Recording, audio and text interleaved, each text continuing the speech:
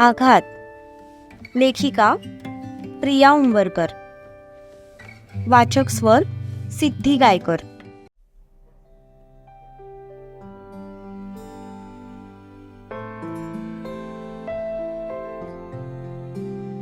ती मात्र अजूनही कपाळाला हात लावून तो गेला त्या दिशेने बघत होती. अचानक तिचा मोबाईल वाजला. तशी ती दचकून भानावर आली. तिने लॅपटॉप बाजूला ठेवला आणि उठून टेबलवर असलेला तिचा मोबाईल हातात घेतला. पाहिलं तर रीनाचा फोन होता. हॅलो. ती फोन रिसीव्ह करत म्हणाले, हॅलो मॅडम, अहो कुठे आहात तुम्ही? पलीकडून रीना म्हणाली, घरीच आहे, बोल ना, काय म्हणतेस? दुर्वा पुन्हा बेडवर बसत म्हणाली, काय तू घरी आहेस? अगं मी कॉलेजमध्ये तुझी वाट बघत उभी आहे आणि तू म्हणतेस की मी घरी आहे म्हणून? अगं आज आपला रिझल्ट आहे, विसरलीस का? पलीकडून रीना म्हणाली. तशी दुर्वा दचकूनच उभी राहिली. पूजेच्या गडबडीत ती साफ विसरून गेली होती की आज तिचा रिझल्ट लागणार होता. अगं आज घरी पूजा होती ना, त्याच गडबडीत विसरले. दुर्वा डोक्याला हात लावून म्हणाली, माते तू धन्य आहेस.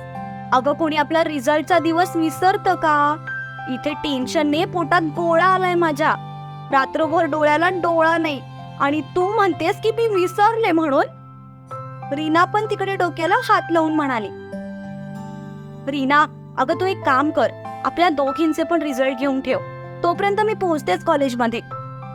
दुर्वा कपाट उघडून घाईघाईने त्यातून एक ड्रेस बाहेर काढत म्हणाली, ठीक आहे पण लवकर ये, मला जाम भीती वाटते यार. एखादा विषय जर बॅकलॉग राहिला ना तर पुढच्या आठवड्यात माझं लग्न फिक्स आहे. रीना घाबरून म्हणाली, डोंट वरी, असं काही होणार नाहीये, होशील तू पास. दुर्वा तिला धीर देत म्हणाली, चल बाय, ठेवते मी. असं म्हणत दुर्वाने घाईघाईने फोन कट केला आणि चेंजिंग रूम मध्ये गेली. कपडे चेंज करून ती 5 मिनिटात बाहेर आली आणि पर्स घेऊन घाईघाईने पायऱ्या उतरून खाली आली. आव सुनबाई, जरा हळू की, अशा बुलेट ट्रेन सारख्या कुठे निघाला तुम्ही? संपत काका तिची घाई बघून म्हणाले, काका आज माझा रिझल्ट आहे, तोच आणायला चालले, जाऊ ना? तिने विचारलं. पण तिचं ते आदरापूर्वक बोलणं ऐकून संपत काकाला मात्र हार्ट अटॅक येता राहिला. वय वय जावा, पण ड्रायव्हरला सोबत घेऊन जावा, एकल्या जाऊ नकासा. तिचं आदरपूर्वक बोलणं ऐकून त्यांनाही तिला नकार द्यावासा वाटला नाही.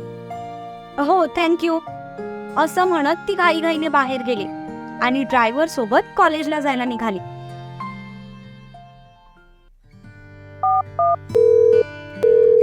हॅलो रीना, अगं कुठे आहेस तू? मी पोहोचले कॉलेजमध्ये. थोड्या वेळापूर्वीच दुर्वा कॉलेजमध्ये पोहोचली होती. तू कुठे आहेस ते सांग, मी येते तिकडे. पलीकडून रीना म्हणाली, मी सध्या लायब्ररी समोरच्या क्लास शेजारी उभी आहे.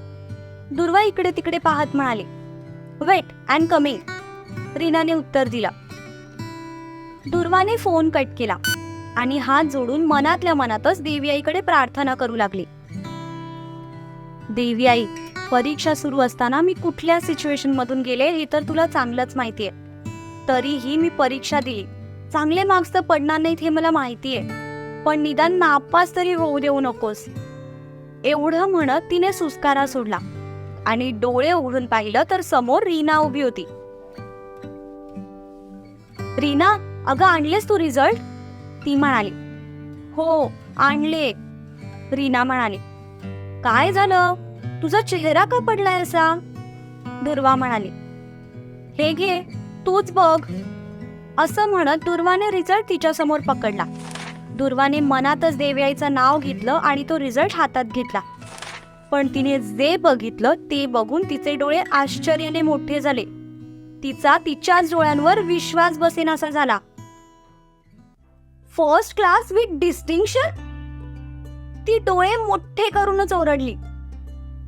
येस माय डिअर, आपण दोघीही पास झालोय. मला फर्स्ट क्लास मिळाला, मी तर यातच खुश आहे बाबा, कॉंग्रॅच्युलेशन्स. असं म्हणत दुर्वाच्या गळ्यातच पडली रीना. पण दुर्वा मात्र अजूनही धक्क्यात होती.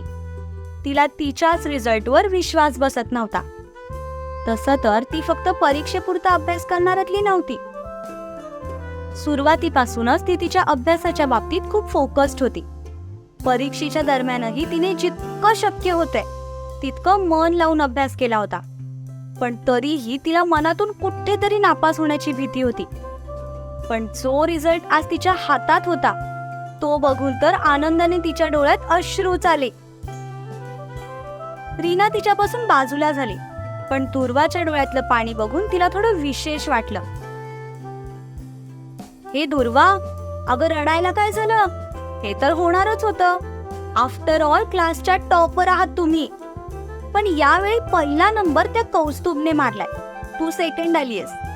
तू त्याचा चेहरा बघायला पाहिजे होतास. आनंदाने वेडा व्हायचा बाकी आहे तो. आनंद याचा नाहीये की तो टॉपर आलाय. त्याला तर आनंद या गोष्टीचा झालाय की तो तुला मागे पाडून फर्स्ट आलाय. मुद्दाम सगळीकडे दवंडी पिटत फिरतोय. असा राग येतोय ना मला त्याचा. पण उगीच त्याच्या तोंडी लागण्यात ते अर्थ नाही, ते मला माहितीये. म्हणून मी काय बोलले नाही. आणि तसंही आता कुठे आपल्याला त्याचं तोंड बघायचंय.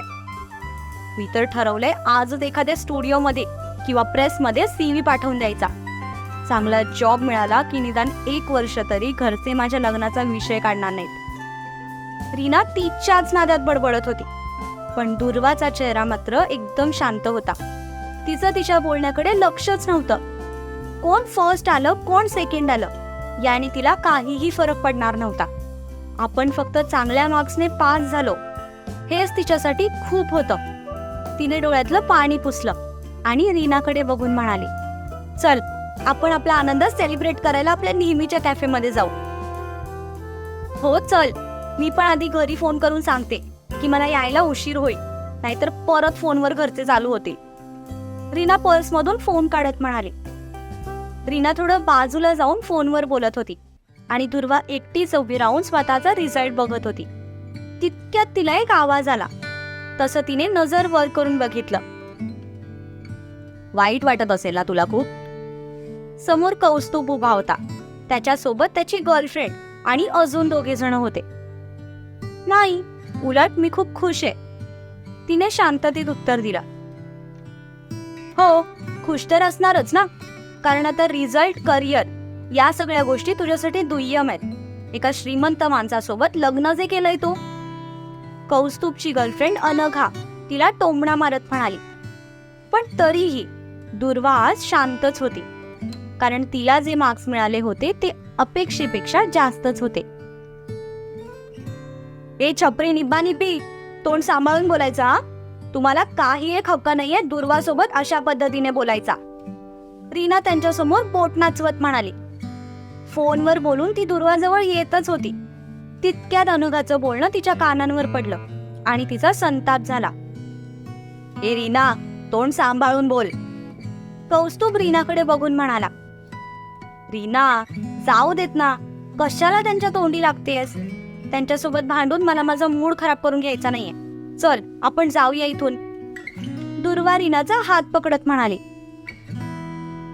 आता असंच बोलशील तू? पहिला नंबर गेला ना तुझा, कौस्तुभ तिला डिवचत म्हणाला. कॉलेजच्या पहिल्याच दिवशी दुर्वा आणि त्याचं कडाक्याचं भांडण झालं होतं. तेव्हापासून दुर्वा त्याच्या डोक्यात जायची, कारण ती कॉलेजमध्ये आल्यापासून सगळा भाव तिलाच मिळत होता. शिवाय क्लासमध्ये पण ती टॉपर होती, त्यामुळे शिक्षकांची पण ती आवडती होती. एका पत्रकारामध्ये जे काही गुण असायला हवे ते सगळे तिच्यामध्ये होते, त्यामुळे सगळे तिचं कौतुक करायचे. कॉलेजसाठी तिने कितीतरी मेडल्स आणि सर्टिफिकेट्स मिळवले होते, त्यामुळे कौस्तुभला तिचा नेहमीच हेवा वाटायचा. तिला खाली खेचण्यासाठी तो जीव तोडून अभ्यास करायचा, पण तिने तिचा पहिला नंबर कधीच जाऊ दिला नव्हता. पण दुर्दैवाने ज्या गोष्टी तिच्या आयुष्यात घडल्या त्यामुळे तिचा फायनल एक्झाम मध्ये तिचा पहिला नंबर तिला गमवावा लागला होता. रिलॅक्स बडी, मला जे मिळालंय त्यात मी समाधानी आहे. तुला पण जे मिळालंय त्यात तू खुश राहा. टॉप केल्याबद्दल तुझं मनापासून अभिनंदन. दुर्वा त्याच्याकडे स्माइल करत बघत म्हणाली आणि रीनाचा हात पकडून तिकडून निघून गेली. कौस्तुभ आणि त्याची गँग मात्र त्या दिशेने बघतच राहिले. नेहमी आरेला कारे करणारी दुर्वा निंबाळकर आज ज्या पद्धतीने त्याच्यासोबत बोलली होती ते त्यांच्यासाठी थोडं शॉकिंग होतं.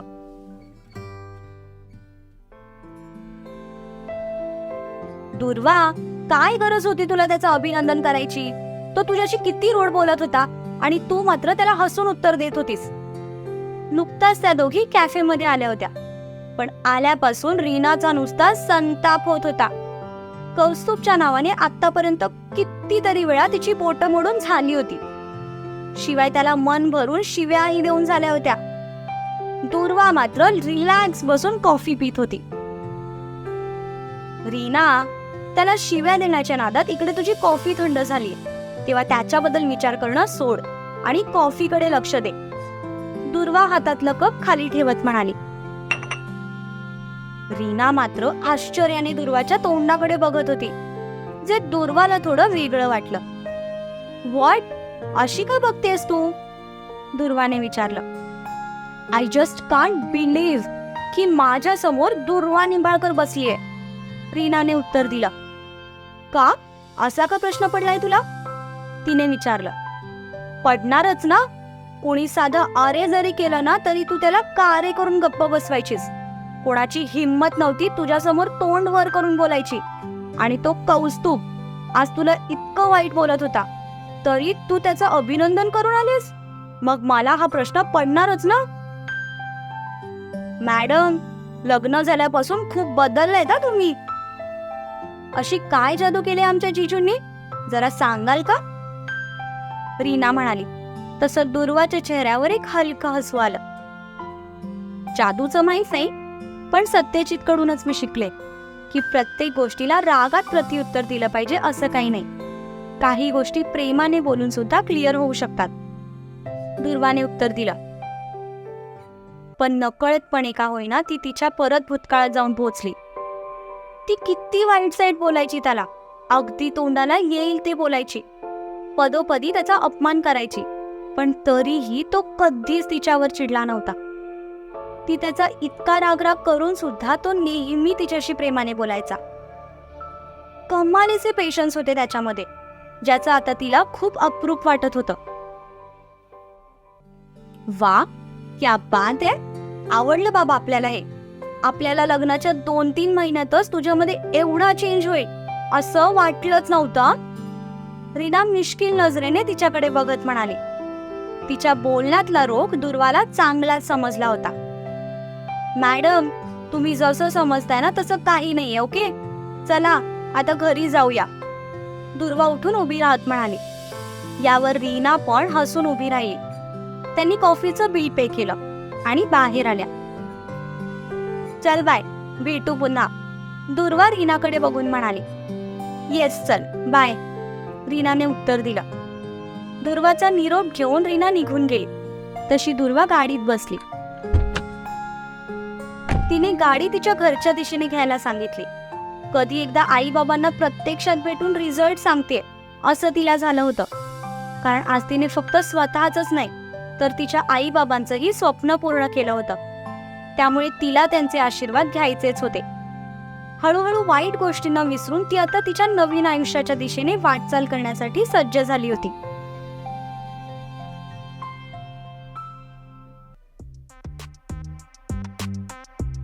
हे सगळं काय आहे? शिवा हातातले सगळे सीव्ही टेबलवर आपटत म्हणाला. सर, तुम्हीच म्हणाला होतात ना की तुम्हाला पर्सनल असिस्टंट हवी आहे, त्यासाठीच हे सगळे सीव्ही आलेत. अक्षयने घाबरून उत्तर दिलं. ते दिसतंय मला, पण एकही पोरगी दिसायला धड नाहीये. शिवा कपाळावर 2 बोटं घासत म्हणाला. थरकीस आला. अक्षय मनातच म्हणाला. काही म्हणालास का तू? शिवा त्याच्याकडे बघून एक भुवई उंचावत म्हणाला. नो सर, कुठे काय. मी हा विचार करत होतो की तुम्हाला नेमकी कशी मुलगी हवी आहे, म्हणजे त्यानुसार मी सर्चिंग सुरू करतो. अक्षय दबक्या आवाजात म्हणाला. Good question. मला ना एक अशी असिस्टंट हवी आहे जी एकदम स्लिम ट्रिम असेल, दिसायला सुंदर असेल, मॉडर्न असेल, ब्युटी विथ ब्रेन असेल, जेव्हा आम्ही दोघं सोबत चालू ना तेव्हा सगळ्यांच्या नजरा आमच्या दोघांवरच रोखल्या गेल्या पाहिजेत, इतकी ती आकर्षक पाहिजे. शिवाने उत्तर दिलं. येडं कुठलं, याला एकाच झाडावर आंबे, पेरू, चिक्कू, संत्री, मोसंबी, सफरचंद, रामफळ, सीताफळ, कलिंगड हे सगळं पाहिजे. कुठून शोधून आणू आता अशी मुलगी? अक्षय मनातच वैतागत म्हणाला. अक्षय, समजलं ना मला कशी मुलगी हवी आहे ते? शिवा त्याच्यावर नजर रोखत म्हणाला. येस सर, समजलं, करतो हा शोधायला सुरुवात. अक्षय तोंडावर खोटी स्माईल आणत म्हणाला. गुड, जा आणि कामाला लाग, शिवा म्हणाला. तसं अक्षय बाहेर निघून गेला. तो बाहेर जाता शिवाने त्याची खुर्ची मागे सरकवली आणि टेबलवर पाय ठेवत दोन्ही हात डोक्यामागे घेत म्हणाला, कुठे असेल माझी ड्रीम गर्ल?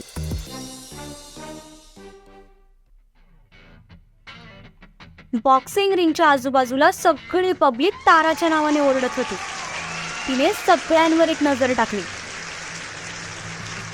तारा, अपोजिट टीम प्लेअर खूप स्ट्रॉंग आहे, यावेळी थोडं संयमाने खेळ, तिचा कोच तिला समजावत होता. पण तिची नजर मात्र बॉक्सिंग रिंग मध्ये उभ्या असलेल्या तिच्या अपोजिट प्लेअरवर स्थिरावली होती. जवळपास 5 फूट 6 इंच उंची, रंगाने थोडी सावळी पण नाकी डोळी आकर्षक. जनरली मुलांना ॲब्स असतात, पण तारा मॅडमचे ॲब्स मुलांनाही लाजवतील असे होते. त्याचं कारण म्हणजे त्या फिटनेस फ्रीक होत्या. एक्सरसाइज शिवाय त्यांचा दिवसच सुरू व्हायचा नाही. त्याचं महत्वाचं कारण म्हणजे तिचं कुटुंब. तिचे बाबा एक रिटायर्ड आर्मी ऑफिसर होते आणि मोठा भाऊ अजय IPS ऑफिसर होता. तिने तिचं MBA पूर्ण केलं होतं आणि पुण्यातल्या एका नामांकित कंपनीत ती आता मॅनेजर म्हणून काम करत होती. बॉक्सिंग हा तिचा आवडता छंद, जो ती अगदी मन लावून जोपासायची. एकदा बॉक्सिंग रिंग मध्ये उतरली की तिच्यासाठी बाकी सगळं जग अदृश्य होऊन जायचं. तिला फक्त तिच्या डोळ्यांसमोर तिचा ऑपोजिट प्लेअर दिसायचा. अशी ही कर्तृत्ववान, तडफदार पण नात्यांच्या बाबतीत तितकीच हळवी तारा अशोक शिंदे.